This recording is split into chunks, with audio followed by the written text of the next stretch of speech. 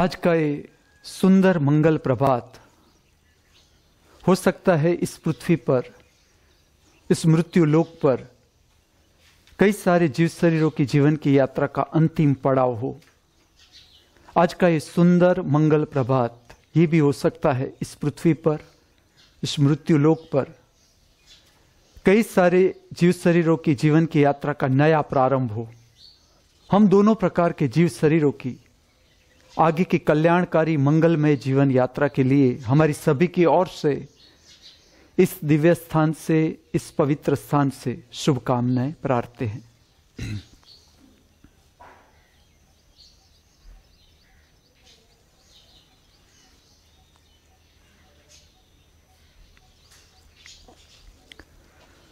The school of divine arts में नृत्य कला का धर्म के साथ का संबंध, आध्यात्म के साथ का संबंध, इस विषय पर आगे ले जाऊंगा।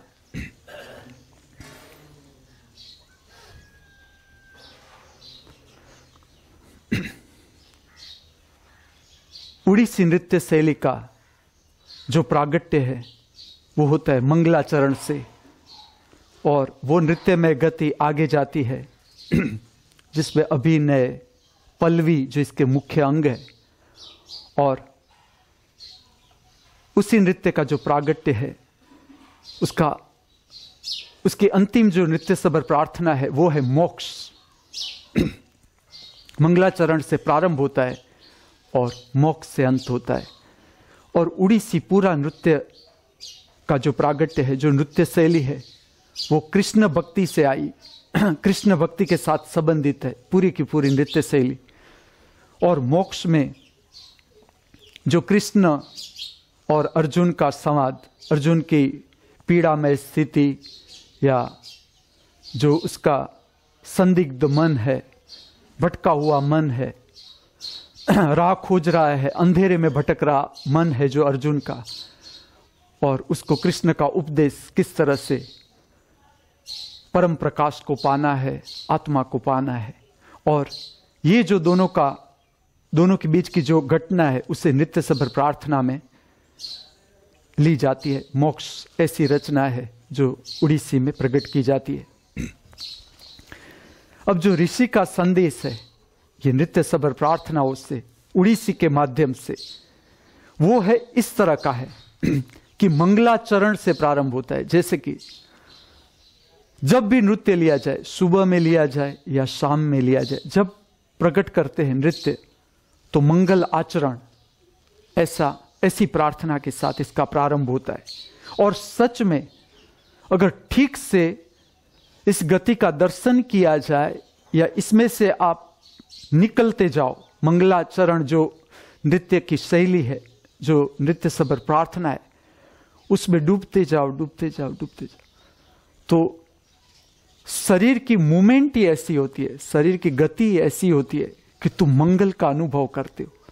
और उसका और कुछ कारण नहीं, कारण इतना ही है कि नृत्य सबर जो प्रार्थना होती है या नृत्य शैली को भारत में जो आध्यात्म का जन्म हुआ और जो विकास हुआ आध्यात्म में, उसमें नृत्य को बहुत महत्व जो दिया गया, उसका इतना ही कारण है कि नृत्य तुम्हें वर्तमान में जल्दी से ला देता है।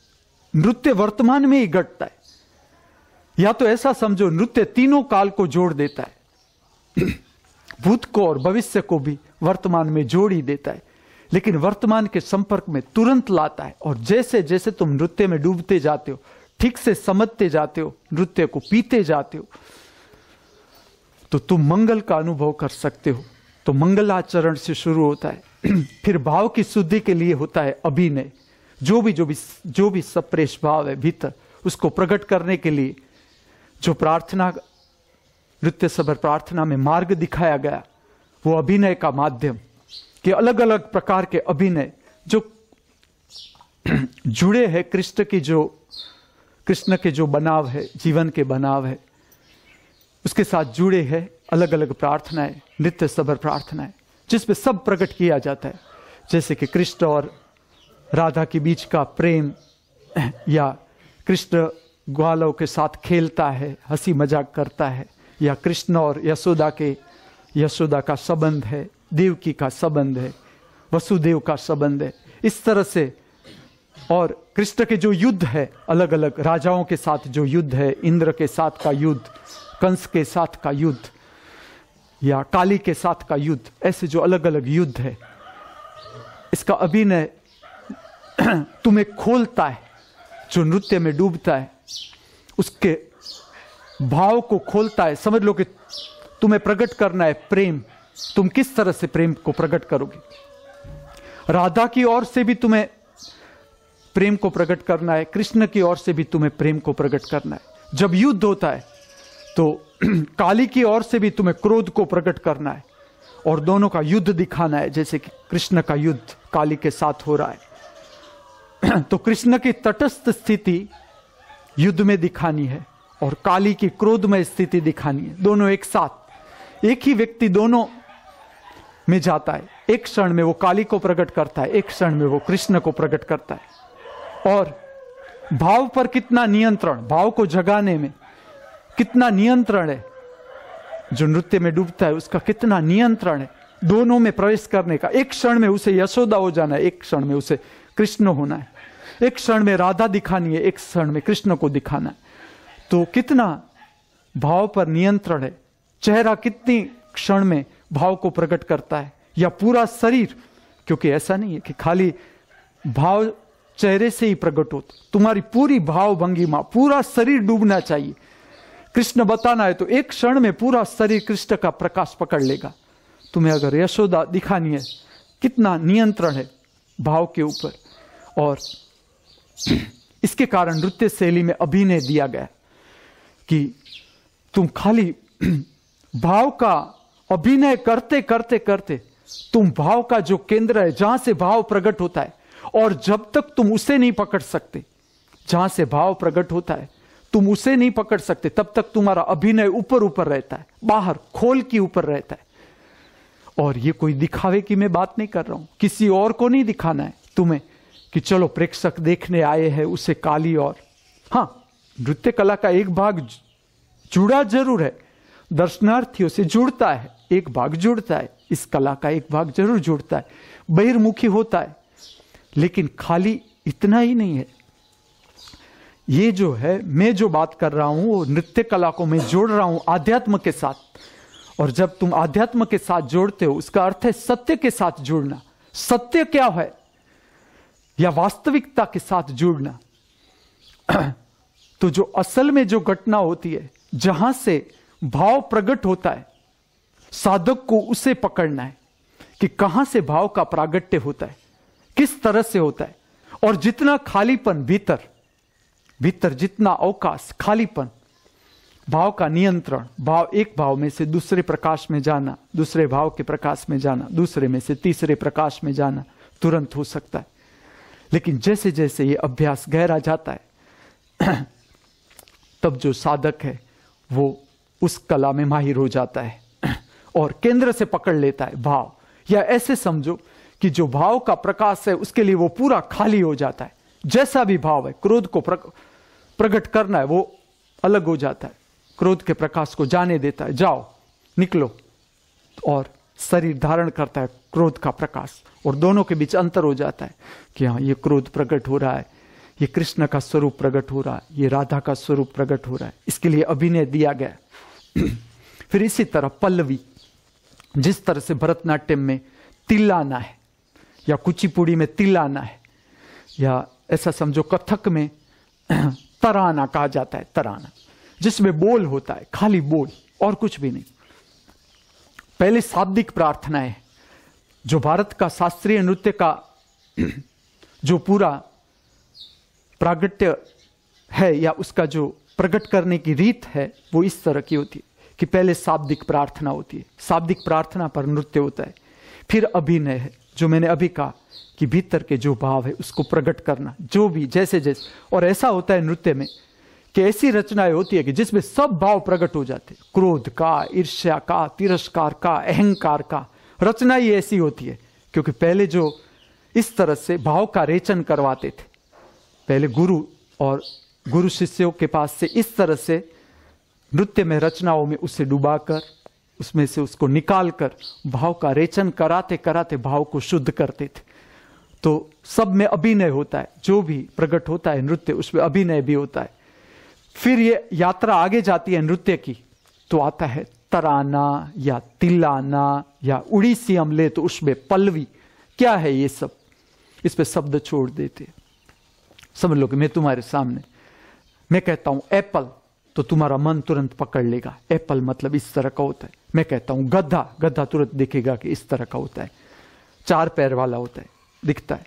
गाय, तो तुम्हें गाय की आकृति आ जाती है। ये शब्द है जो हमारे भीतर विचार प्रकट करते हैं और विचार प्रकट करने में मदद करते हैं शब्द।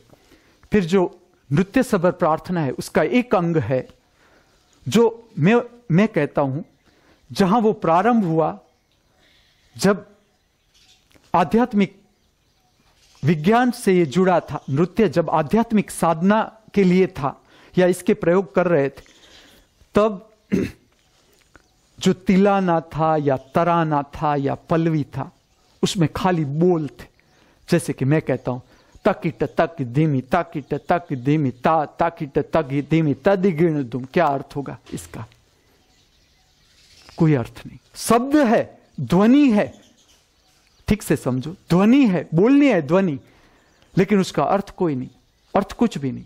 और मैं उसका जो ध्वनि का, जो तिलाना या तराना या पल्लवी का मैं तुम्हें जो प्रारंभ था वो कैसा था मैं कहता हूं। तुम अंट संट भाषा बोलो, चलो कोई भी, जिसे एक शब्द जिसके लिए यूज किया जाता है धर्म के क्षेत्र में, जिब्रिस भी उसका एक नाम कहा जाता है। ऐसा इस तरह से जो भी प्रकट होता है तुमसे, तकिट दो के देमी, तकिट तिक देमी, दिकिट तरकिट दुमकिट तड़किट दुमकिट, इसका अभ्यास इस तरह से करवाते थे। पहले बोल नहीं थे, डायरेक्ट जुड़े नहीं थे कि समझ लो कि इसको मृदंग के साथ बाद में जुड़े, कि मृदंग के साथ इसे जोड़ा जा सकता है। जो ये संगीत प्रकट हो रहा है इसे मृदंग, क्योंकि भीतर से जो नाद प्रकट होता है वही नाद को अगर तुम हाथ में ले जाओ तो मृदंग जो बजाता है उसमें जो मुख की शक्ति है, जो मुख में से प्रकट हो रहा है ताल, वो हाथ से प्रकट होगा। वही ताल को अगर तुम पैरों में ले जाओ तो नृत्यकार पैर से प्रकट कर सकता है वही ताल, लेकिन उसका प्रारंभ इस तरह से हुआ। किस तरह से बोल बनाए गए? तो ऐसा तुम बोलते जाओ, तुम बैठ के खाली बोलते जाओ, कोई भी जो भी निकल रहा है, इस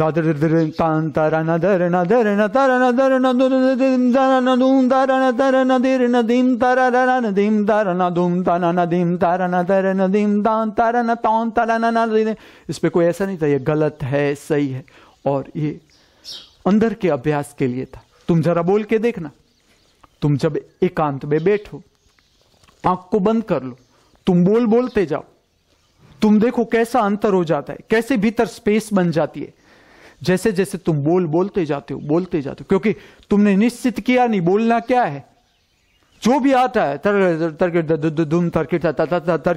जो भी आ रहा है तुम्हें बोलना है, जो भी आ रहा है, जैसा भी आ रहा है तुम्हें बोलते जाना है। इसमें से प्रारंभ हुआ तराना, इसमें से प्रारंभ हुआ तिलाना, और ये इसके लिए था कि निशब्दता में तुम्हें ले जाना है। आखिर एक बात समझना, ध्यान की जितनी भी विधियां हैं इस पृथ्वी पर, जितनी भी विधियां हैं, उसका प्रारंभ अगर गति से हो रहा है या कुछ और बात से हो रहा है, उसका एक भाग ऐसा है जहां से तुम प्रारंभ करते हो ध्यान की गति का। वो कोई बोलने का तरीका है या शरीर को हिलाने का तरीका है, सांस उच्छ्वास को सक्रिय करने का तरीका है, जो भी तरीका है, लेकिन उसका अंत है वो तुम्हें मौन से जोड़ना, निशब्दता से जोड़ना। ये उसका लक्ष्य है या उसका केंद्र है। तो जब तुम्हें मौन की ओर ले जाना है, या ऐसा समझो कि जो समय में नृत्य में साधना सक्रिय थी उस समय में नृत्यकार को मौन की ओर ले जाना है, उससे पहले का है। अभी शब्द है लेकिन अर्थ नहीं। तराना में शब्द है, बोल है, बाद में वो जुड़ गया मृदंग के साथ, पखावज के साथ, तबले के साथ जुड़ गया। बोल है, शब्द है, लेकिन अर्थ कुछ भी नहीं। जैसे कि तुम कहो ताकिट तक धीमी, क्या अर्थ हुआ? कोई अर्थ नहीं। और इस तरह से नीच शब्दता में ले जाते थे। जैसे कि उड़ीसी है तो उसमें पल्लवी कहा गया। पल्लवी का, क्योंकि ये नृत्य शैली पूरी चंद्र शक्ति से जुड़ी है, चंद्र की शक्ति के साथ जुड़ी है। और चंद्र की शक्ति के साथ जब तुम नृत्य को जोड़ते हो तो रस, माधुर्य ये इसका केंद्र हो जाता है। एकदम नृत्य की जो गति है, उड़ीसी नृत्य की गति, ठीक से उसे देखी जाए, या जो नृत्यकार डूबा हुआ है उसमें उड़ीसी को ठीक से पचाया हुआ है, जिसने जाना है उड़ीसी का हृदय, उसकी गति आप देखो, एकदम मधुर गति होती है, एकदम मधुर। एक मुद्रा से दूसरी मुद्रा में जब शरीर जाता है, एकदम मधुरता पैदा होती है, उसकी लय में अद्भुत माधुर्य है। और अभी भी ये नृत्य, जितनी नृत्य शैलियां हैं इस भारत में, प्राचीन शास्त्रीय नृत्य की जो शैली है, अगर ठीक से आध्यात्म के साथ इसका विकास होगा, मैं विधात्मक हूं, होगा ही, तो ये नृत्य शैलियां अभी बहुत निखरेगी। अभी बहुत विकासमान है ये नृत्य शैलियां, यहां ब्लॉक नहीं होती, बंद नहीं होती, अभी विकासमान है, आगे जा रही है, आगे कुछ काम कर रही है। तो अगर ठीक से उड़ीसी को प्रकट किया जाए तो इसमें जो पल्लवी है, पल्लवी नाम ही इसीलिए दिया गया कि पल्लवी का अर्थ है वेल। जिस तरह से वेल फैलती है अलग अलग तरीकों से, इस तरह से शरीर की गति को लय, शरीर की गति इस तरह से दी जाती है, शरीर की लय को इस तरह से लिया जाता है जैसे कि एक वेल है। वेल का जो माधुर्य है, उसका जो सौंदर्य है दिखने में, इसी तरह से शरीर को ये पल्लवी नाम से ऋषि का संदेश है मनुष्य से, या उसे जो नृत्य में उतर रहा है, पल्लवी में जो प्रवेश कर रहा है, उसका ये संदेश है कि तुम्हें इस माधुर्य के साथ प्रवेश करना है, और ऐसा कि शरीर लगे ही नहीं, ऐसे हो जैसे धुआं जैसे आकृति बदलता है। धुआं आप देखोगे, धुआं जैसे जैसे आकाश की ओर जाता है, कितनी आकृतियां बनाते बनाते बनाते वो आकाश की ओर चला जाता है। इस तरह से शरीर हो जाता है। जब पल्लवी तक पहुंचता है, शरीर एकदम हल्का फुल्का, पता ही नहीं चलता कि पैर छू रहे धरती को या नहीं छू रहे। एक्चुअल जो पल्लवी थी, या तिलाना था, तराना था, वो इस तरह का उसका विज्ञान था कि जब तुम तिलाना में प्रवेश करो, या तराना में प्रवेश करो, या पल्लवी में प्रवेश करो, तो शरीर की वो स्थिति में तुम्हें प्रविष्ट होना है कि शरीर है ही नहीं, और शरीर ही प्रागट्य, जो सच में जब आध्यात्म के साथ हम नृत्य को जोड़ते हैं, तो ये जो रचनाएं हैं, जैसे कि उड़ीसी में पल्लवी है, तो वो ऐसी स्थिति है जिसमें शरीर रहता ही नहीं। शरीर है फिर भी तुम्हें फील नहीं होता कि शरीर है। शरीर धरती को भी छूता है, आकाश में उछलता है, अनेक मुद्राओं में से पसार होता है, लेकिन वो ऐसे लगता है तुम्हें जैसे कि एक छोटा बच्चा खेल रहा है। इस तरह से भी इसे समझा जाता है कि एक छोटा सा बच्चा खेल रहा है, और ऐसे ही जाना है। जब तुम्हें नृत्य में, साधना में जाना है, कौन है देखने वाला? कोई है ही नहीं, तुम्हें मजा लेते जाना है।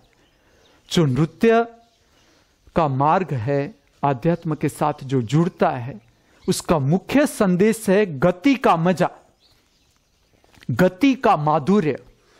जो शरीर की गति है उसका रस, और कितने प्रकार से शरीर को गति में लाया जा सकता है, कितने प्रकार से शरीर को हिलाया जा सकता है, कितने कितने प्रकारों से, हाथ, पैर, गला, गर्दन, कमर, शरीर को पूरा का पूरा शरीर कंपित किया जा सकता है। और ये है ही इसे, इसलिए नृत्य कला है ही इसलिए कि पूरा शरीर का एक एक कण हिलना चाहिए, एक एक कण। ये जो संदेश है वो ऐसा है कि नृत्य सबर साधना है ही इसलिए कि पूरा शरीर प्रकट करो। शरीर को बचाना नहीं है, शरीर को प्रकट कर देना है, पूरा प्रकट कर देना है। जो बिनजरूरी है उसे निकालना है, भीतर से निकालना है, स्पेस बनानी है, भीतर जगह बनानी है, आत्मा को आत्मा के साथ संपर्क करने का हेतु है नित्य सबर प्रार्थना का। और जब अंतिम रचना आती है उड़ीसी में, वो है मोक्ष। मैंने जब पहली बार देखा मुझे थोड़ी हंसी भी आई कि मोक्ष कोई आइटम थोड़ी हो सकती है, मोक्ष। लेकिन धीरे धीरे मुझे संदेश पता चला कि क्या है मोक्ष। मोक्ष और मुक्ति किससे? मोक्ष अहंकार से, मुक्ति प्रमाद से। मोक्ष ईर्ष्या से, मुक्ति तिरस्कार से। मोक्ष क्रोध से, मुक्ति घृणा से। मोक्ष अज्ञान से, मुक्ति अजागृति से। तो तुम्हें लगेगा क्या इतना सब छोड़ना पड़ेगा? पहले क्रोध छोड़े, उससे मुक्त हो, कामना छोड़े, वासना छोड़े, एक एक छोड़ना पड़ेगा।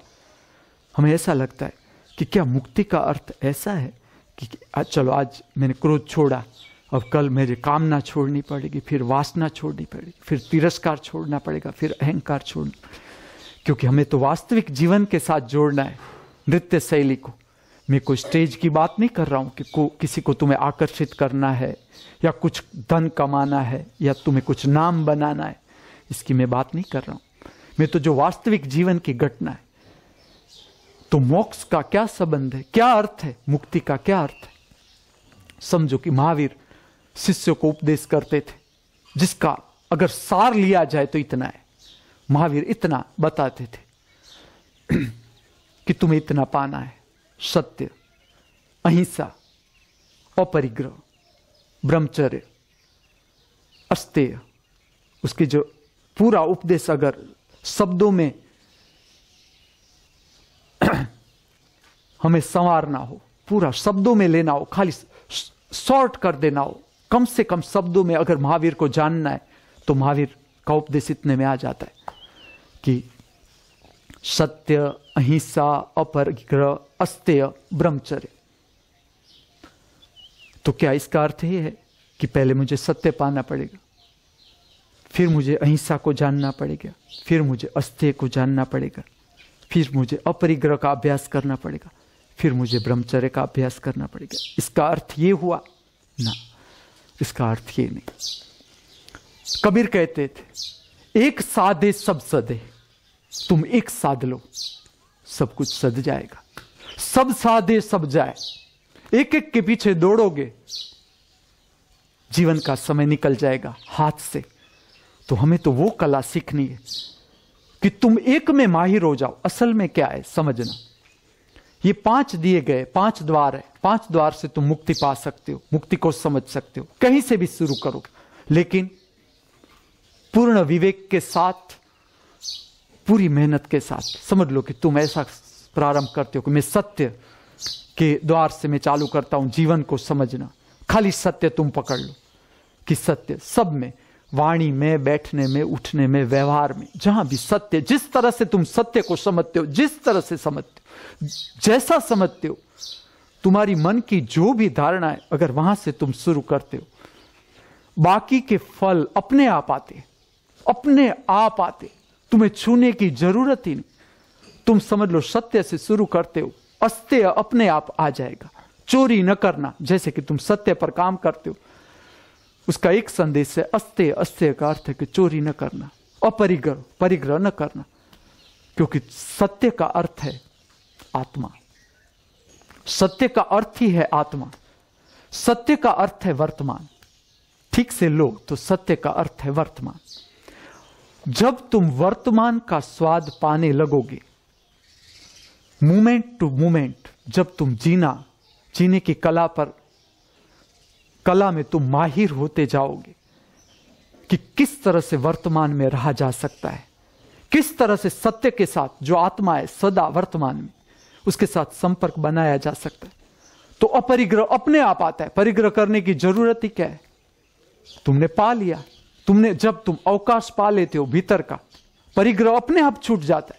ऐसा नहीं कि तुमने परिग्रह छोड़ना पड़ेगा, अपने आप छूट जाता है। जब तुम आत्मा को ही जान लेते हो, उसका स्वाद ले लेते हो, तो उसके साथ, उसके स्वाद के आगे कोई स्वाद कुछ है ही नहीं। तुम्हारे भीतर जो आत्मा की शक्ति है, उसका स्वरूप अगर एक क्षण भी तुमने जाना तो तुम्हारा परिग्रह छूट सकता है, अपने आप छूटता जाता है। अपने आप जो सत्य की खोज में जाता है, परिग्रह अपने आप छूटता जाता है। कबाट में ताला लगाना अपने आप बंद हो जाता है, तुम्हें ऐसा प्रयत्न नहीं करना पड़ता। हां, प्रयोग कर सकते हो कि चलो देखे तो सही कितना भय लगता है भीतर, अभी हमारा कितना जुड़ाव है, लगाव है, और यही अभ्यास करते जाना है पूरे दिन में। चीज वस्तुओं के साथ कितना लगाव है कि समझ लो हमारी कोई चंपल आज उठा के ले जाता है, और जब हमें पता चलता है कि मेरी चंपल बहुत महंगी थी, चली गई, तो अब तो तुम्हारा काम ही यही है। जो सत्य पर काम कर रहा है, सत्य का जिज्ञासु है, सन्यासी है, उसे क्या काम कर रहा है? उसे यही काम करना है। चंपल में कुछ न था, तुमने महत्व दिया है। रुपयों में कुछ नहीं है, धन में कुछ नहीं है, सोने में कुछ नहीं है, लेकिन हमारे भीतर उसका महत्व है। तो हमारे भीतर जो महत्व है, वो जैसे चंपल जाती है कि भीतर एक दुख उठता है कि चंपल गई, तो उस दुख की संवेदना को ठीक से जानते रहना है कि दुख क्या है। मैं जब तुम्हें कहता हूं कि तीन जो स्वरूप है, असत्य के तीन स्वरूप है, असत्य को ठीक से जानो।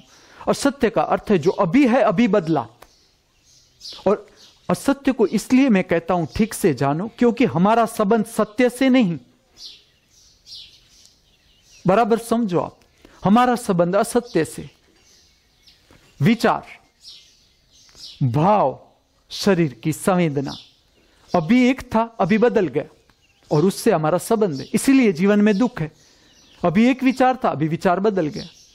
अभी कुछ मन और कह रहा था, थोड़ी देर में मन और कहता है। अभी एक अपेक्षा पर काम कर रहे थे हम कि धन का संचय करना है, हमने धन संचय किया, और मन अचानक उठाता है कि ना सत्य को जानना है, और फिर लगता है कि ना ये सब छोड़ना है, ये तो सारी झंझट खड़ी हो गई, अब सब छोड़ना है। पहले सब इकट्ठा करने में समय बिगाड़ा, अब सब किस तरह से छोड़ना है, उस माथापच्ची में हम पड़ जाएंगे, उसमें समय गवाएंगे। तो ये असत्य के साथ हमारा संबंध जुड़ा है। विचार, भाव, शरीर की संवेदना, ये तीनों असत्य है। ठीक से आप देखो, जगत के तीन महान असत्य, या ऐसा समझो जगत में जो असत्य प्रकट हो रहा है वो तीन रूप से प्रकट होता है: विचार, भाव, शरीर की संवेदना। और असत्य का अर्थ ही है जो कायम नहीं, सत्य का अर्थ है जो कायम है, जो कभी भी मिटेगा नहीं। हमारे शरीर के जन्म से पहले भी था, हमारे शरीर की मृत्यु के बाद भी रहेगा, वो कहीं जाता ही नहीं। समझो स्पेस कहां जाएगी?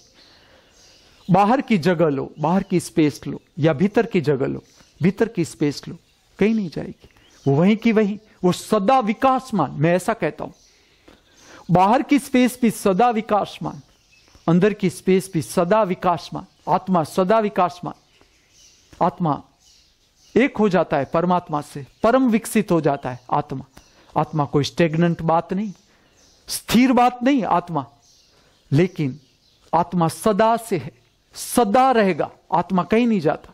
शरीर चला जाएगा, ये शरीर नहीं रह सकता मेरा, शरीर का स्वरूप बदल सकता है। आगे अगर मेरे जीवन की यात्रा हो तो मैं कोई और शरीर में ठहर सकता हूं, या आप कोई और शरीर में ठहरोगे। ये यात्रा करते करते हम आए हैं, ये बदल सकता है, लेकिन भीतर की स्पेस नहीं बदल सकती। समझो, ये जगह है, आज यहां विश्वविद्यालय, कल तुम इस बिल्डिंग को गिरा दो, यहां कॉलोनी कर दो, तुम कॉलोनी कर सकते हो। तुम गिरा दो कॉलोनी को, तुम मंदिर कर सकते हो, मंदिर को गिरा दो, मस्जिद बना सकते हो, बना सकते हो, कुछ भी आकार दे सकते हो तुम, लेकिन तुम ठीक से समझो, स्पेस को तुम कुछ नहीं कर सकते। स्पेस वहीं की वहीं रहती है। जगह को तुम कुछ नहीं कर सकते, जगह को तुम छू भी नहीं सकते। जगह कहीं नहीं जाती, आत्मा कहीं नहीं जाती। हम अलग अलग रूपों में प्रकट होते रहते, अलग अलग शरीरों से प्रकट होती है आत्मा, लेकिन आत्मा आत्मा ही है। वो शरीर के जन्म से पहले भी रहती है, शरीर के मृत्यु के बाद भी रहती है। और जब तुम सत्य को साधते हो, सत्य का अर्थ है आत्मा, और आत्मा सदा अभी यहां, ऐसा नहीं कि आत्मा तुम्हें कल मिलेगी ना, आत्मा अभी यहां, सत्य अभी यहां। और जैसा तुमने उसके साथ तुम्हारा संबंध बना ठीक से, तो बाकी अपने आप घटित हो जाएगा, परिग्रह अपने आप गिर जाएगा। तुम झूठ नहीं बोल सकते, अस्तेय अपने आप आ जाएगा, चोरी न करना अपने आप प्रकट हो जाएगा। ब्रह्मचर्य, ब्रह्म का अर्थ है सत्य, चर्य का अर्थ है चर्या, आचरण, सत्य के साथ एक रहने का तरीका जिसके हाथ में आ गया। समझ लो कि बुद्ध के हाथ में आ गया। किस तरह से आ गया? तो बुद्ध ने सांस को पकड़ लिया कि सांस सदा वर्तमान में रख सकती है तुम्हें। सांस वर्तमान में ही प्रकट होती है। देखो, ऐसा नहीं कि सांस भविष्य में होगी ना, जब भी सांस आएगी वर्तमान में ही आएगी। चलो, भविष्य में कभी सांस आ ही नहीं सकती। तुम ठीक से समझो इस बात को कि कभी भी भविष्य में सांस नहीं आ सकती। हमारा सारा अभ्यास है, हमारा सारा शिक्षण है, वो जुड़ा है भविष्य के साथ। मन का हमारा तरीका ऐसा हो गया समझने का कि हम आज को नहीं समझ सकते। आज को समझने के लिए तुम्हें ध्यान की कला सीखनी होगी। अभी को समझने के लिए, अभी का दर्शन करने के लिए, तुम जहां हो उसमें ठहरने के लिए तुम्हें ध्यान का अभ्यास करना पड़ेगा। बुद्ध के हाथ में जो आया वो क्या आया? सांस उच्छ्वास, कि सांस के साथ रहो। उच्छ्वास बाहर जाती है तो उच्छ्वास को देखो, सांस आती है तो सांस उच्छ्वास उसके साथ ही रहो। उसके साथ रहो तो तुम समय के साथ रह सकते हो। जो वर्तमान में रहता है उसके साथ रह सकते हो। और वर्तमान सत्य है, जहां भी है, जैसा भी है। और जब तुम सत्य का जो प्रागट्य है उसके साथ तुम्हारा संबंध बनता है, तो तुम्हारा आचरण ही ऐसा हो जाता है, तुम्हारी चर्या है वो ऐसी हो जाती है। तुम्हारा बोलना, बैठना, चलना, सोना, खाना, पीना, जो भी क्रिया उसे कहो चर्य। ब्रह्म का अर्थ सत्य, चर्य का अर्थ है आचरण या क्रिया। तो जो चर्य है वो इस तरह का रहेगा कि जब तुमने मजा लिया, तुमने आनंद का स्वाद चखा, तुमने शांति का स्वाद चखा एक बार, तो तुम्हें और डूबने का मन होगा कि कैसे आती है शांति, कैसे इतनी प्रसन्नता प्राप्त की जा सकती है। और तुम प्रसन्न ही रहोगे अगर तुम वर्तमान में रहने की कला हम प्राप्त कर लेंगे। अगर ये दिव्य कला हमारे हाथ में आ जाए किसी भी तरीके से, अगर ये दिव्य कला हाथ में आ जाए कि हम वर्तमान में ही रह सके किसी भी तरह से, तो तुम सत्य के साथ एक संबंध बना लोगे। तो तुम्हारी कोई भी चर्या होगी, तुम्हारा कोई भी आचरण, जैसे कि तुम भोजन कर रहे हो, तुम भोजन में खोओगे नहीं, तुम भोजन में स्वप्न में नहीं जाओगे, तुम भोजन में जागते रहोगे, भीतर से जागते रहोगे। क्रिया कोई भी है, जैसे कि तुम स्नान कर रहे हो, तुम स्नान में खोओगे नहीं, विचार में नहीं जाओगे। तुम्हारा पूरा दिन का जो छोटी मोटी क्रिया है उसमें तुम अपने को संभालोगे। तुम बात कर रहे हो किसके साथ, तो तुम्हारी शरीर की एक शक्ति बात करने में लगी, कर सकते। ये एक कला ही है। जागरण को कैसे संभाले रखना, उसमें कैसे ठहरना, या ऐसा समझो सत्य के साथ कैसे संबंध बना के क्रिया को करना। सत्य के साथ संबंध बना के क्रिया में उतरना, उसको कहा जाता है ब्रह्मचर्य। जिसका संबंध आत्मा के साथ हो गया, सत्य के साथ हो गया, तो उसका आचरण बदल जाता है, क्रिया बदल जाती, क्योंकि वो उसका एक छोर है, वो सत्य के साथ रहता है, आत्मा के साथ रहता है, जागरण के साथ रहता है। आत्मा का लक्षण जागृति, तो जागृति को संभालता है, भीतर से जागृति को भी संभालता है और क्रिया भी करता है। तो तुम अगर क्रिया में जागृति को ले आओगे, तुम्हारी क्रिया बदल जाएगी। तुम्हारी जो व्यर्थ क्रियाएं हैं अपने आप गिरती जाएगी, अपने आप। जिस क्रियाओं का कोई अर्थ नहीं, जो 10 वाक्य में 10 वाक्य बोलने के बदले एक वाक्य में जो कहा जाता है, तुम एक वाक्य में कह दोगे 10 वाक्य, अपने बाकी के 9 वाक्य अपने आप गिर जाएगा। धीरे धीरे धीरे तुम सत्य पर काम करते जाओगे, अपनी इंटरनल स्पेस है आत्मा पर काम करते जाओगे, वर्तमान में रहने की कला है उसको सीखते जाओगे, तो अपने आप तुम ब्रह्मचर्य साध लोगे, अपने आप।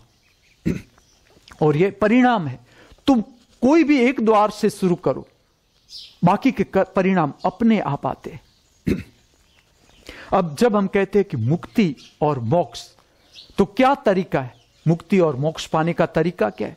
ये फिलोसॉफी थोड़ी है, खाली सैद्धांतिक बात थोड़ी है। धर्म खाली सैद्धांतिक बात है ही नहीं, धर्म चर्चा का विषय ही नहीं। धर्म दर्शन की बात है, धर्म अनुभव की बात है। सिद्धांत की बात जरूर करें हम समझने के लिए, क्योंकि मन को समझना पड़ता है। समझने के लिए जरूर हम प्रारंभ करें विचारों से, लेकिन उसमें ठहरना नहीं है। तुम्हें कोई चर्चा विवाद में अटकना नहीं है, सिद्धांतों में अटकना नहीं है। तुम्हें काम करना है सच में, सत्य के साथ। सत्य ही होना है हमें, ऐसा समझो। हमें सत्य को पाना है ऐसा नहीं, हम स्वयं सत्य होना है, सत्य में प्रविष्ट हो जाना है। अब किस तरह से सत्य में प्रविष्ट हो सकते, या किस तरह से मोक्ष को प्राप्त कर सकते? जैसे कि मैंने कहा, मुक्ति और मोक्ष किससे? तो इतना क्या छोड़ना पड़ेगा? पहले अहंकार छोड़ो, फिर क्रोध छोड़ो, फिर तिरस्कार छोड़ो, कामना छोड़ो, वासना छोड़ो। ये तो बहुत लंबा लिस्ट हो गया छोड़ने का ना। उसका अर्थ है, मुक्ति और मोक्ष का अर्थ है वर्तमान में आना। तुम जैसे वर्तमान में आए, तुमने मुक्ति पाई। तुम वर्तमान चुके कि तुम बंधन में पड़े।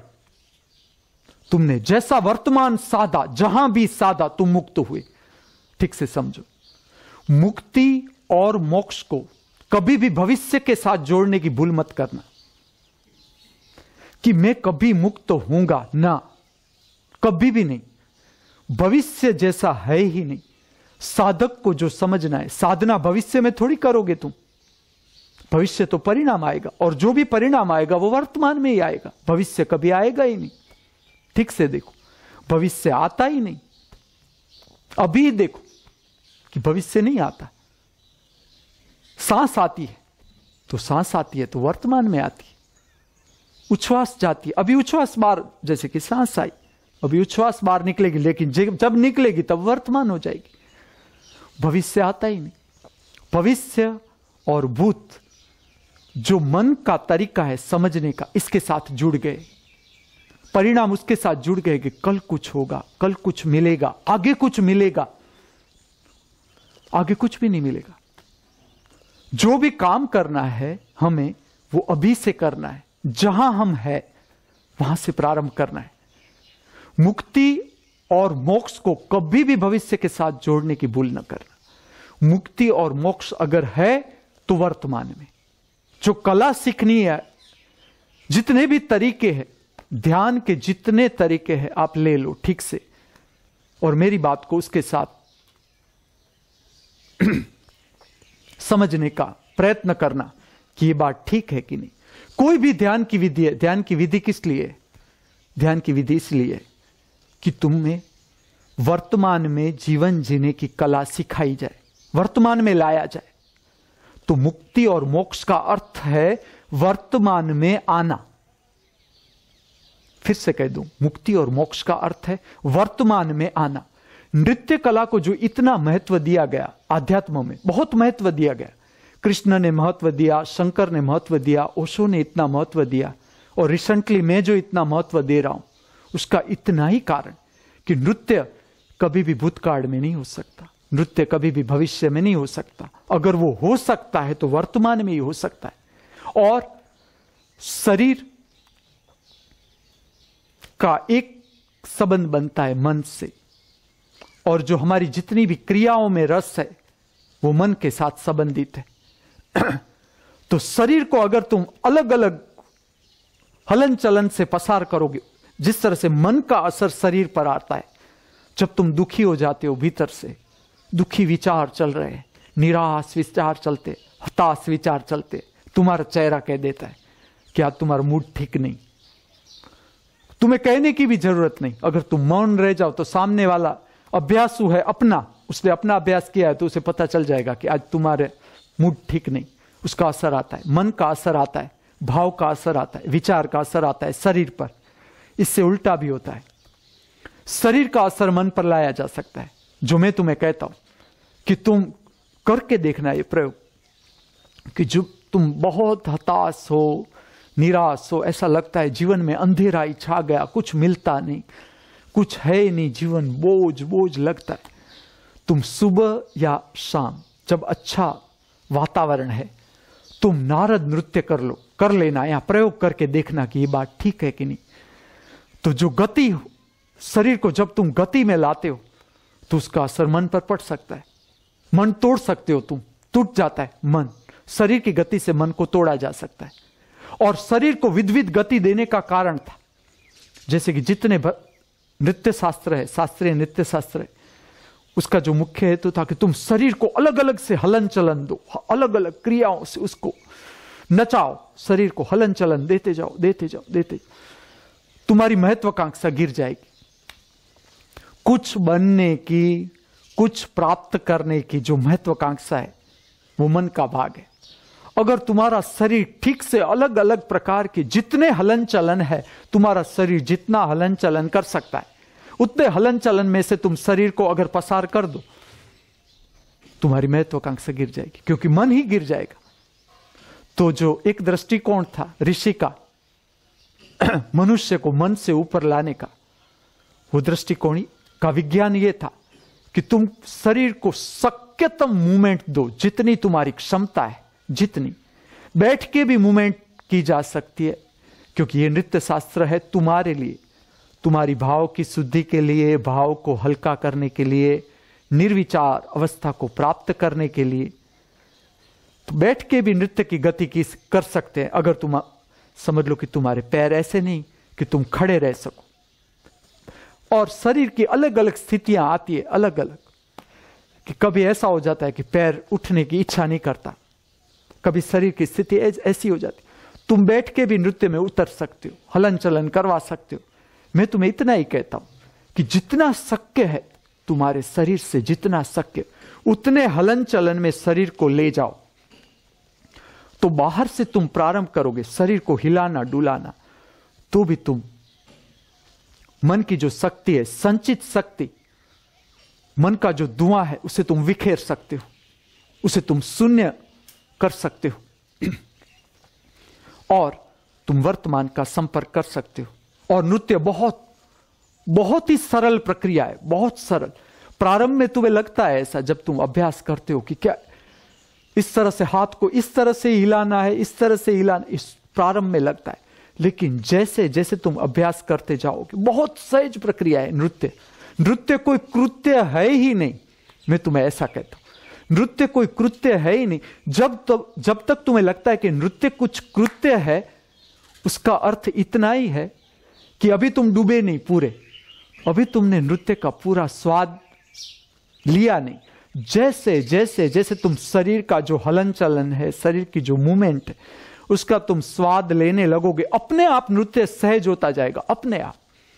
जिस तरह से हम प्रारंभ में साइकिल सीखते हैं या गाड़ी सीखते हैं, तो एकदम कॉन्शियस हो जाते कि ये पेडल मारना है, फिर ये पेडल मारना, अभी साइकिल यहां गिरेगी, अब ये पेडल मारना है, भूल जाते हैं यहां ब्रेक लगानी है, एक्सीलेटर देना है। लेकिन धीरे धीरे धीरे धीरे सहज हो जाता है। इसी तरह नृत्य सहज हो जाता है।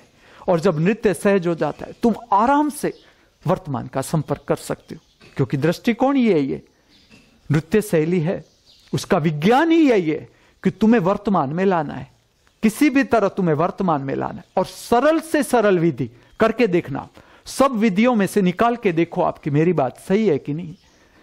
तो नृत्य ऐसी प्रक्रिया है, मैं इसलिए समझाता हूं तुम्हें कि तुम 1 घंटा मेहनत करते हो वर्तमान में प्रविष्ट होने के लिए, तुम 5 मिनट में कर सकते हो वर्तमान में प्रवेश। समझ लो कि नारद नृत्य में तुम अपना अभ्यास कर रहे हो, ठीक से देखो। नारद नृत्य से पहले तुम 5 मिनट बैठ जाओ, अपना अवलोकन कर लो। 3 असत्य, विचार, भाव, शरीर की संवेदना, 3 असत्य कर लो, उसका दर्शन। नारद नृत्य में तुम उतर जाओ। जैसे कि यहां की रेंज है कि जहां से शुरू होता है, वहां से जिसकी क्षमता है वो दो छोर तक शरीर को दो हाथ ऊंचे रख के पूरा शरीर लंगड़ी चाल में ले जाए और 5 मिनट ये नृत्य, या तुम ऐसा समझो तुम्हारी शरीर की जब तक क्षमता है कि तुम शरीर को हिला डुला सकते हो, नृत्य में डूब सकते हो, तब तक तुम डूबे रहो नृत्य में। जब तुम्हें लगे कि अब नहीं रहा, अब शरीर की क्षमता समाप्त हो गई, तुम लेट जाओ, बैठ जाओ, जो मुद्रा अच्छी लगे, तुम भीतर का दर्शन करो, विचार भाव शरीर की संवेदना का दर्शन करो, सब बदल गया, पूरा का पूरा धुआं निकल गया, बदल ही गया और सत्य निकल जाएगा।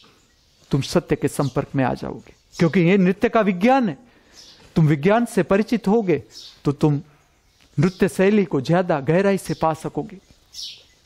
तो उड़ीसी की जो अंतिम प्रार्थना है वो है मोक्ष या मुक्ति।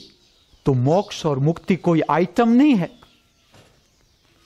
मैं क्यों इसलिए कह रहा हूं, ये बात मैं क्यों कह रहा हूं, समझ लो कि आज जो उड़ीसी सीख रहे हैं, समझ रहे हैं, उड़ीसी के गुरु है, तुम्हें चांस मिले तो तुम उन लोगों के साथ रह कर देखो।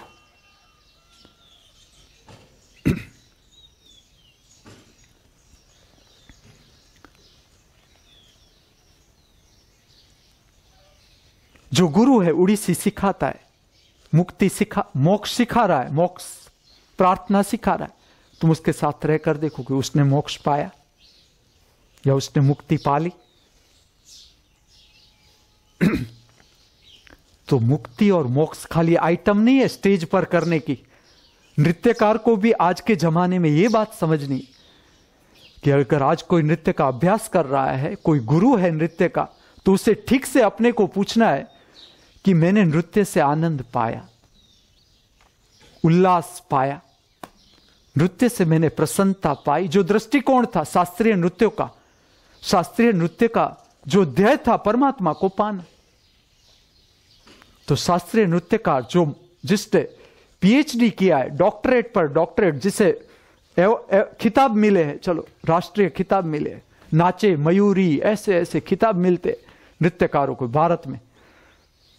अच्छी बात है, बहिर्गामी जो नृत्य कला है उसे प्रोत्साहन दिया जा रहा है कि बच्चे उसमें इंटरेस्ट रहे और ये जो नृत्य कलाएं हैं वो अस्तित्व बना रहे उसका, ये भी कोई गलत नहीं। लेकिन नृत्यकार को आगे जाते जाते उसे जीवन को समझना है। नृत्य जीवन से बाहर थोड़ा हो सकता है और नृत्य प्रार्थना है एक। तो उसे अपने को पूछना है कि अगर मैं उड़ीसी इतने सालों से सिखा रहा हूं, मैं मोक्ष इतने सालों से मोक्ष प्रार्थना में सिखा रहा हूं, तो मेरा अपना अनुभव है मोक्ष का, मैंने दर्शन किया परमात्मा का, या मैंने मुक्ति का अनुभव किया, ये उसे पूछना है। आज जो नृत्य कलाएं अटक रही है उसका कारण है कि नृत्यकार, संगीतकार, कलाकार बंध गए। जीवन को समझना है, जीवन गति है, जीवन आगे ही जा रहा है, प्रतिपल आगे। जीवन कोई स्टेगनेंट बात थोड़ी है, जीवन प्रतिपल विकासमान है, क्योंकि जीवन का संबंध परमात्मा से, परमात्मा की भेंट है, परमात्मा का प्रागट्य है जीवन, और प्रत्येक जीव से, ये प्रत्येक शरीर से प्रकट हो रहा है। तो मेरा संदेश ये है नृत्यकारों से या कलाकारों से। और जब मैं बात कर रहा हूं उड़ीसी की, तो उड़ीसी नृत्यकारों से मेरा प्रश्न होगा कि तुम इतने सालों से मोक्ष प्रकट कर रहे हो स्टेज पर, तुम्हें अपने को अनुभव है। उसका कारण है कि ये नृत्य कलाएं मनुष्य के विकास के लिए है, और जो धर्म के रास्ते पर आगे बढ़ रहा है या जिसे जाने की इच्छा है, उसे कहीं भी अटकना नहीं है। उसे किस तरह से आगे का विकास हो सकता है, किस तरह से हम आगे बढ़ सके, ऊपर जा सके, वही बात पर ध्यान देते रहना है कि किस तरह से आगे जाया जा सकता है। मैं उसका रास्ता बताता हूं। समझ लो कि एक नृत्यकार है, वो उड़ीसी में पूरा जो भी जानना है शास्त्र में उसने सब जान लिया। मैं कहता हूं कि इससे मोक्ष नहीं मिलेगा, क्योंकि मोक्ष कंडीशनल नहीं हो सकता कि तुम खाली मोक्ष की आइटम सीखते जाओ। जो नृत्य शास्त्र में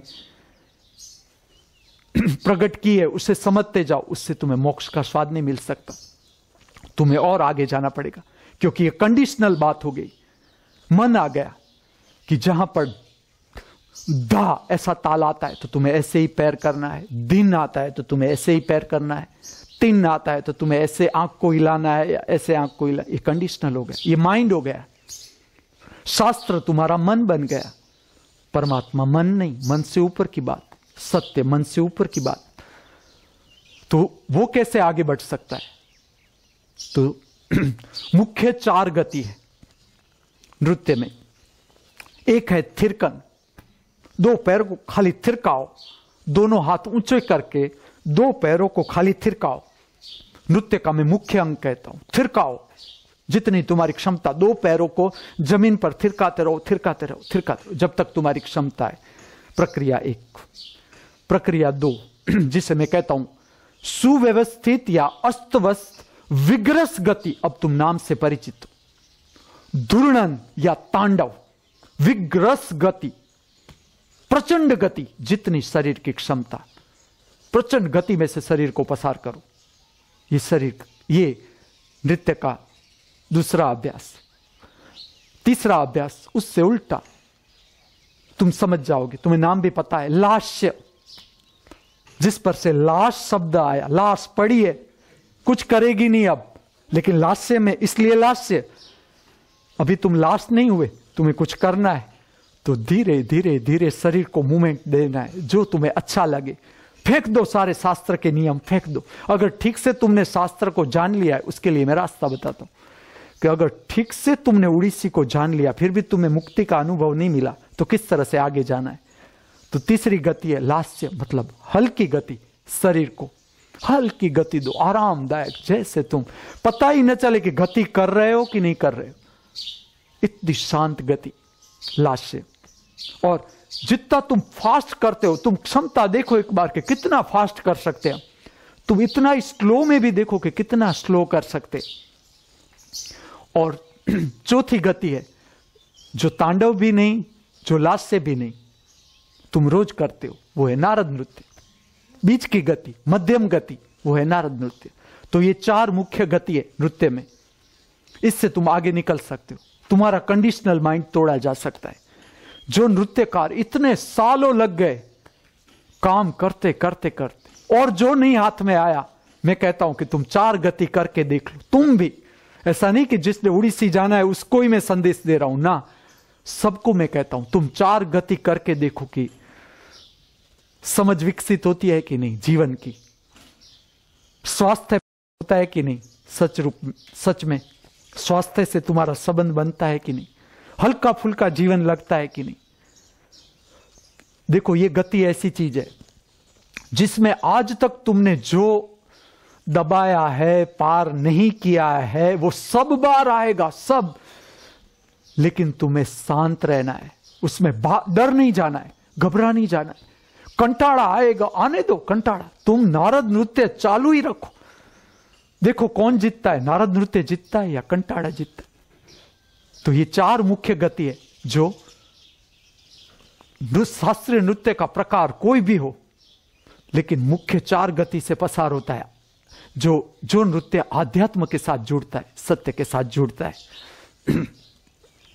उड़ीसी नृत्य कला के साथ भी एक ऐसी बात जुड़ती है, शास्त्रोक्त जो अभ्यास है उसमें ऐसी बात जुड़ती है। आज जो शास्त्रों से उड़ीसी सिखाते हैं, अभ्यास करवाते हैं, वो थियरी में ऐसा पढ़ाते हैं कि एक समय ऐसा था कि उड़ीसी लड़कियों को नहीं करने मिलता था, लड़कियां नहीं कर सकती थी, उड़ीसी नृत्य प्रकट नहीं कर सकती थी।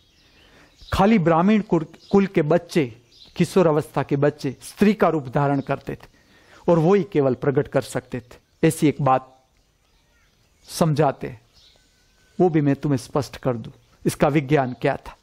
तुम परिचित भी हो, मैंने आगे भी कहा, फिर से भी कह दूंगा, ये बात कहता ही रहूंगा। जो ब्राह्मण वर्ग दिया गया, एक समय में जब भारत में आध्यात्म का विज्ञान काम कर रहा था, उसमें एक अवस्था, एक वर्ण व्यवस्था ऐसी दी गई जिसे नाम दिया गया ब्राह्मण। वो ऐसा वर्ण था, बाकी के जो 3 वर्ण थे वो तीनों वर्ण एक वर्ण ऐसा रखा खाली, उसे कुछ कृत्य नहीं करना है, जीवन का खाली मार्गदर्शन देते रहना है। बाकी के जो 3 वर्ण है, बाकी के जो लोग है, जो काम कर रहा है, कोई खेती कर रहा है, कोई व्यापार कर रहा है, कोई राजा बन के राज्य को संभाल रहा है, कोई सेनापति है, कोई सैनिक है, ऐसे अलग अलग अलग जो काम कर रहे उन लोगों को जीवन का मार्गदर्शन देने के लिए एक वर्ग को खाली रखा कि उसे क्या करना है, उसे करना है आध्यात्म का अभ्यास। खाली रखो उसे, कृत्य में मत जोड़ो।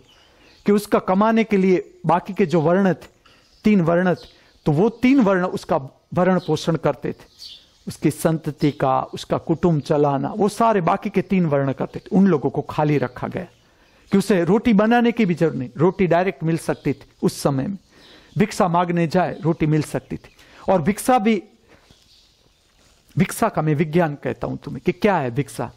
समझ लो कि आज की पूरी रात मैं जागा हुआ हूं, आज की पूरी रात मैंने कुछ साधना की, मैंने कुछ अभ्यास किया। सुबह में मैं गृहस्थी के घर पर चला जाता हूं, मैं कहता हूं भिक्षाम देहि।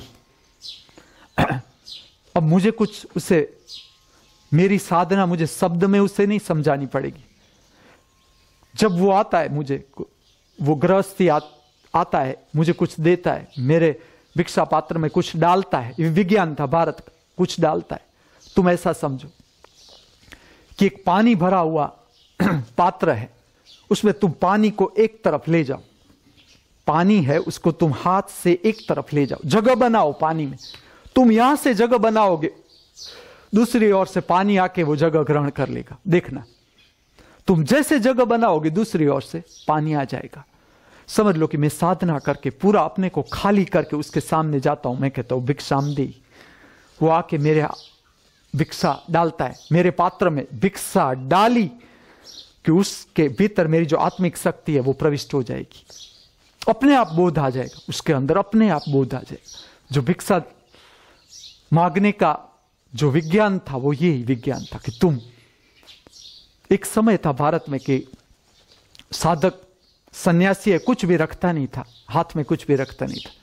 उसे अगर खाना है, शरीर को टिकाना है, और लोग भी समझते थे कि शरीर को तो टिकाना ही पड़ेगा ना। कोई भी सन्यासी है वो काम कर रहा है, अपने पर काम कर रहा है, सत्य पर काम कर रहा है, तो एक रिस्पेक्ट था कि ये काम कर रहा है तो उसका भी शरीर तो टिकना चाहिए।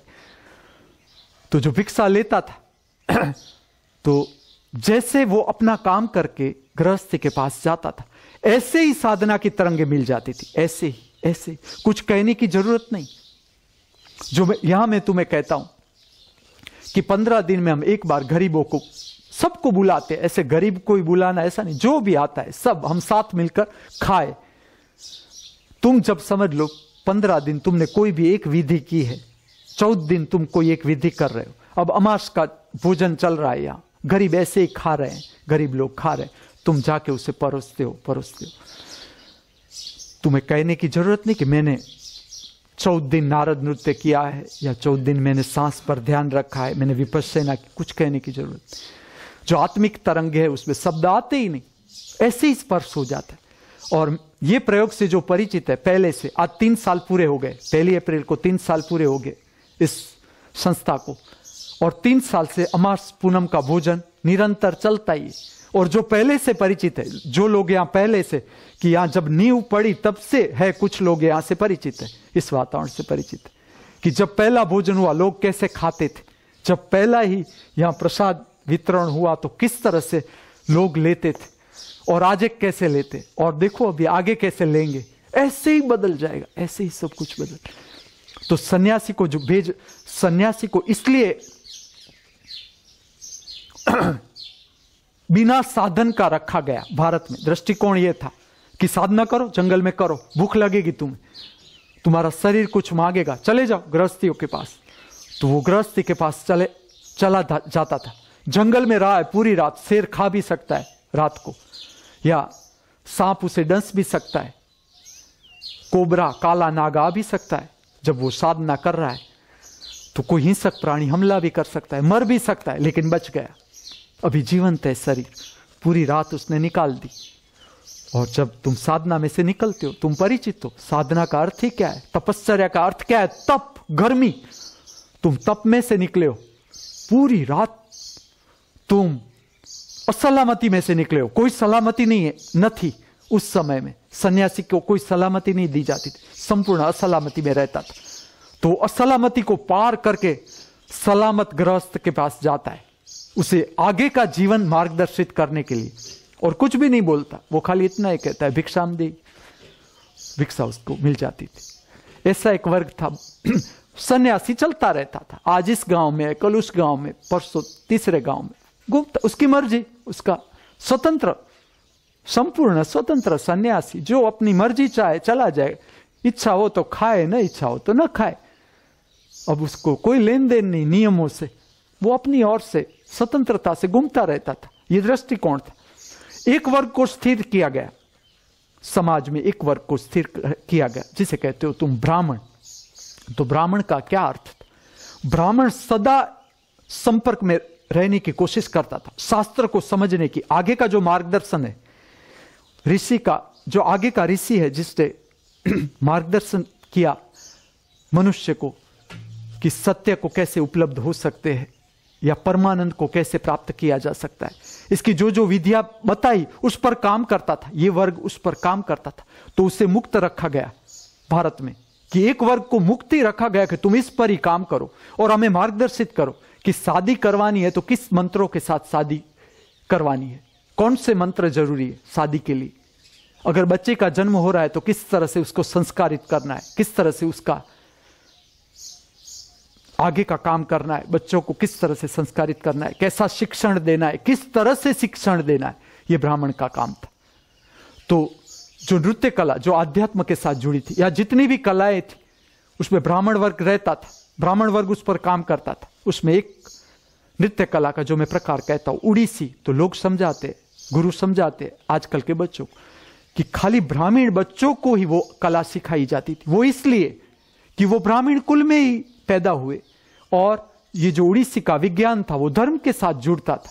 तो धर्म में जो काम करने का मुख्य भाग था वो ब्राह्मणों का था, कि एक्सपेरिमेंट ब्राह्मण वर्ग करता था, फिर जो परिणाम आते थे उसकी समझ वो और वर्गों को बांटता था। और जो ब्राह्मण कुल के ही बच्चे थे, पिता ही उड़ीसी जान रहा है तो उसका बच्चा जब होता है या मां जान रही है उड़ीसी, तो वो बच्चे को सिखा सकती है उसका रिदम, प्रार्थनाएं। इसीलिए ब्राह्मण वर्ग के बच्चे को पहला प्राधान्य दिया जाता था, वो पहले सीख लेते थे।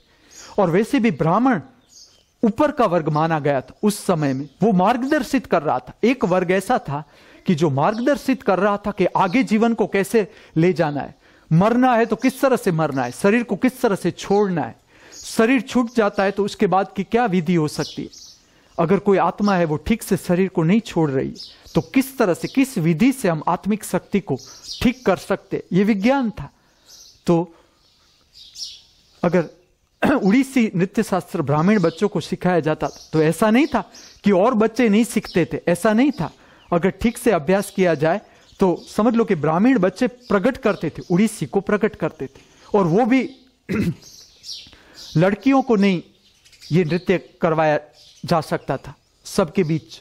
उसका इतना ही कारण है कि जो स्त्री की रिसेप्टिव एनर्जी है, ग्रहण करने की शक्ति है, वो पुरुष से ज्यादा है।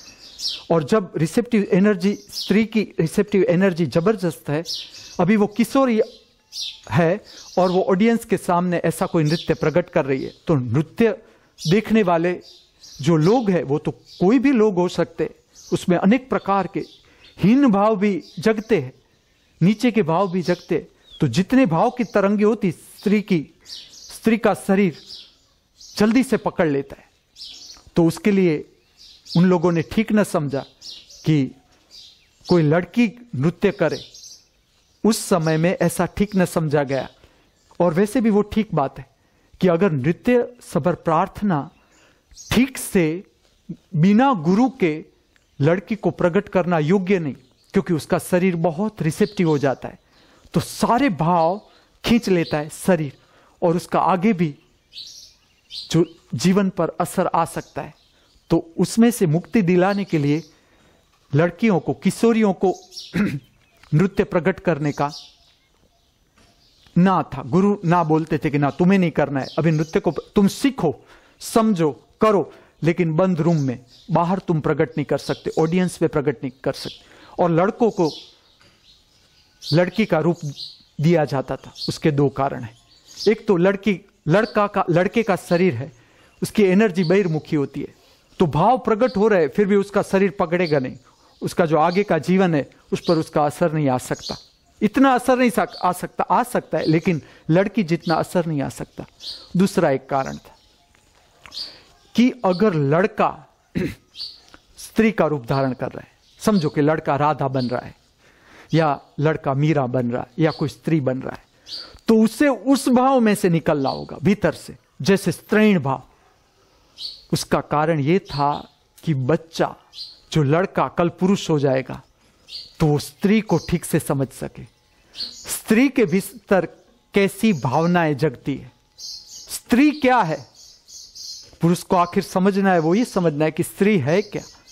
तो वो पहले अपने भीतर जो स्त्री की भावना है उसको अगर ठीक से समझेगा तो वो स्त्री को समझ सकता है। ये दृष्टिकोण था नृत्य शास्त्र का।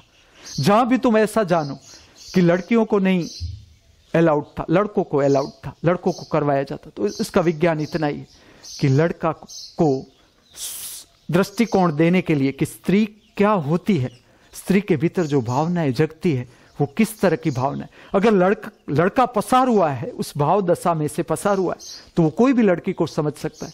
जब उसकी शादी होगी, जब वो पुरुष होगा, उसकी शादी होगी, जब स्त्री आएगी तो स्त्री की भावनाओं को समझ सकता है, अगर वो ठीक से पसार हुआ है भाव दशा में से। तो ये ओडिसी का दृष्टिकोण था कि इस तरह से मनुष्य को जगाया जा सकता है। और जो ब्राह्मण वर्ग के बच्चे थे जो काम कर रहे हैं, उड़ीसी में काम कर रहे हैं, कल वो मार्गदर्शक हो जाएंगे और जो प्रजा है उसके मार्गदर्शक हो जाएंगे।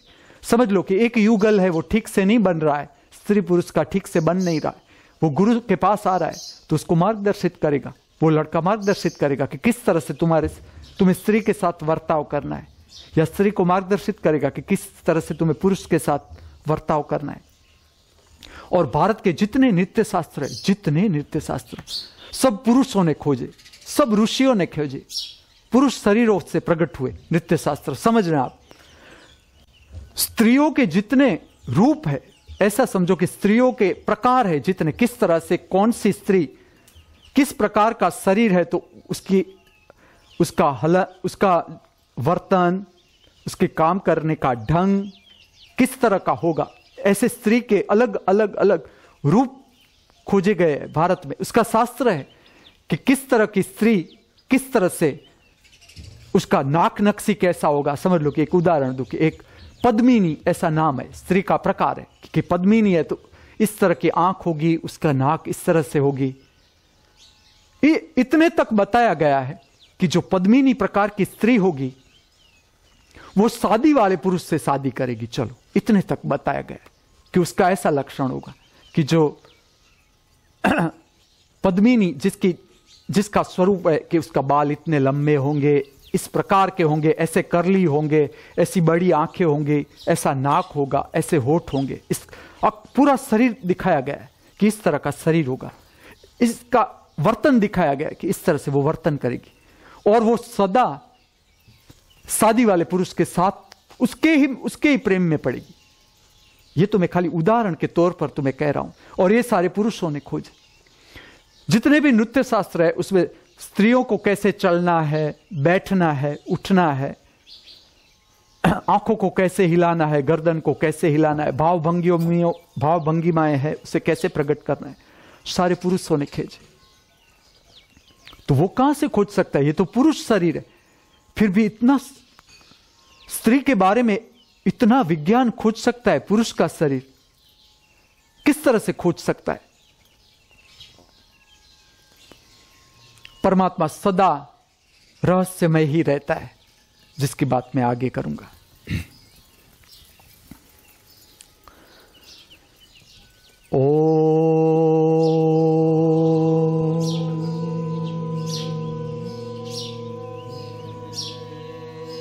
शांति शांति शांति।